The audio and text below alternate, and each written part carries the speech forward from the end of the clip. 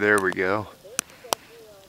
Well, good morning, folks. This is Chad with the northernsurvivalist.com, and today is the 24th of July. It's going to hit 85 again today. That's 85 degrees Fahrenheit. Pretty hot, but I'm kind of glad because it's going to get this my tinder that I gathered nice and dried out. Yep. And so I've been listening to that station, and here, I'll turn it down so I don't get any copyright infringements, but let me blow on this a little bit more. Okay. Alright. Okay. So, been listening to about this attack in Norway, right? It fits the MO of previous MKUltra Pat-C type attacks, right? All of a sudden surfaced as a manifesto, right?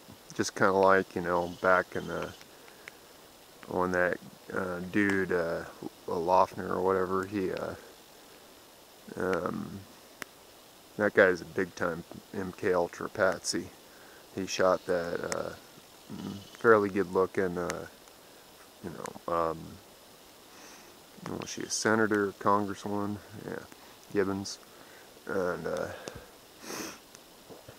okay, they get this guy who's this political analyst or whatever, and I had a feeling it was going to come down like this, but they're spinning it.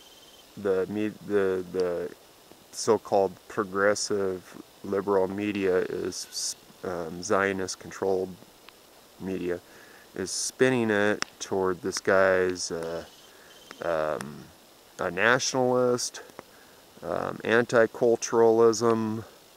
I bet now they're going to say he was part of white. Next thing tomorrow they'll come out and say he was a white nationalist. He was, and it's just being played like for like a false flag terror attack. So now the MO of a terrorist is a white guy that looks like me, of Nordic descent, or Swede, German. So basically any white guy with blonde hair and blue eyes is a terrorist. So if I knew it was, you know, every time, you know, they do this all the time throughout history. Yeah, I mean, there's been a lot of fall guys throughout history. And so, yeah, you know, the airlines are really hurting right now. Let's hurt them even further. Quit flying, because I heard it's because of it's the economy that's hurting the airline industry, but they failed to say that the tyrannical police state of either get radiated in the naked body scanners or get your junk touched, and women get your breasts squeezed, take the diaper off a 90-year-old lady who's going from one town to another to get cancer treatment. It's gonna get worse. They'll have like everybody's will be X-rayed and given cancer at the airport. So if you do plan on flying, I suggest you take your potassium iodine before you go to the airport to protect your thyroid.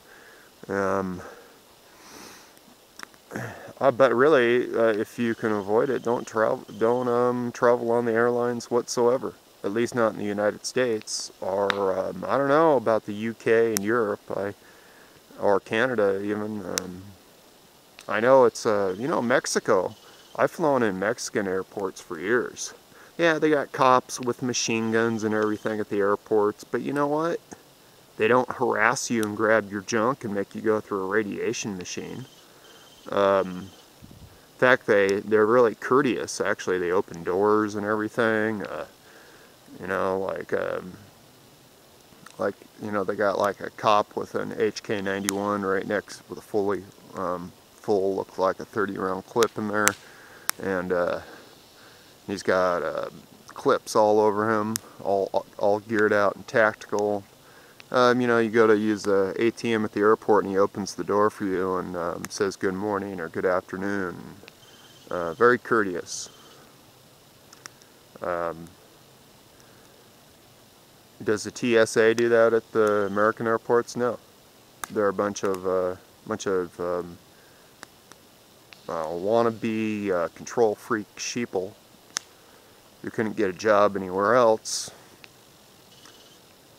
You know, and it's just a shame. I mean, this is a society which employs child molesters at the airport to touch your 6-year-old children, or and you say, oh, the Pollyanna sheeple are like, oh, it keeps me safe. Uh-huh. Yeah. Okay. Get your children implemented to the tyrannical police state is keeps you safe. Uh-huh. But they won't give a guy like me a good research analyst job, even though I'm pretty much a research analyst by nature, because I have a felony on my background that goes back like 7 years. Yeah, so they want to keep me under, keep me on like welfare and government control and everything. You know, and I think, you know, like GNC in Helena, Montana, they gave me a job. That was cool, holding the sign for them.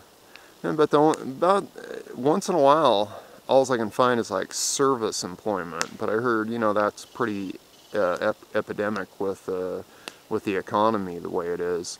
A lot of even like people like that graduated with law degrees are working part-time at McDonald's, and part-time plus food stamps, because they don't make enough money to buy food and pay the rent.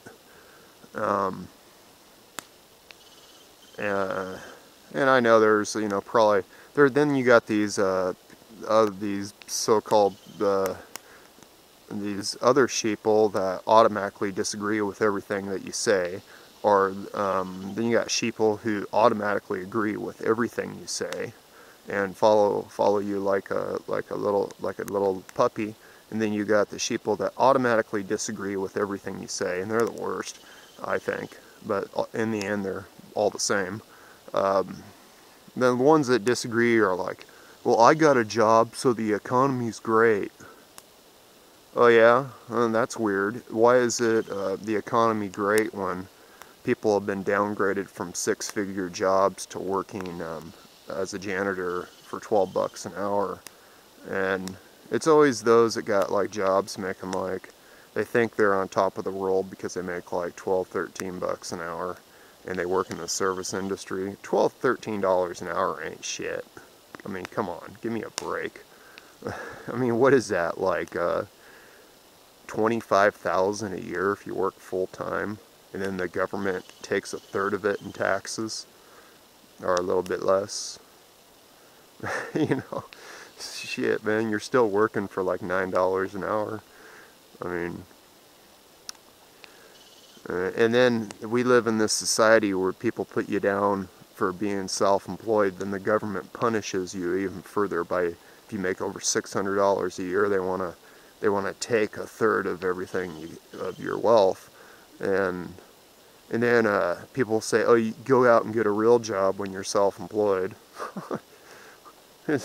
Yeah, I know people that make they gather forest products, like you can gather this sala excuse finger, and there's some monetary value in it. Not just the berries, but you can gather sala for, I don't know, they make reeves out of it.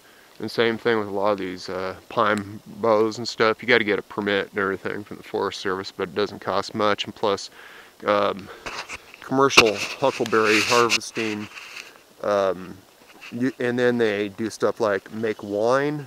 That wine sells, a 3-year-old bottle of huckleberry wine sells for like $35 to $50. Oregon grape wine sells for about $15 a bottle. Cranberry wine, $15 a bottle. Blackberry wine, which is excellent, sells for, it's up there around 10 to 15. And then you can make jams, and you can make syrups and everything. Okay, and these people do this full time. They go out and they gather mushrooms, which they can get in about $5 to $7 a pound for a lot of different species of mushrooms. But they pull in probably 20 to 50,000 a year working full time doing this. They're working for themselves. They're self-employed. And people will say, oh, they don't have a real job because they don't have a master. You know, they're not in a, they don't have a boss bossing them around and telling them what to do. So they don't have a real job. Oh, I remember back when the economy was great, and back then the argument was you have like 2 jobs or 3 jobs, and people say, well, that's not good enough because you don't make $100,000 a year and you're not a homeowner and you're not paying a mortgage. You know, you're not driving a Lexus. So this society is backwards and screwed up and thoroughly divided, and it's just man, history repeating itself. You know, soon enough, all you sheeple are going to get it up the ass where you deserve it. So, alright, well, thanks for watching, and check out my blog at thenorthernsurvivalist.com. Alright, over and out.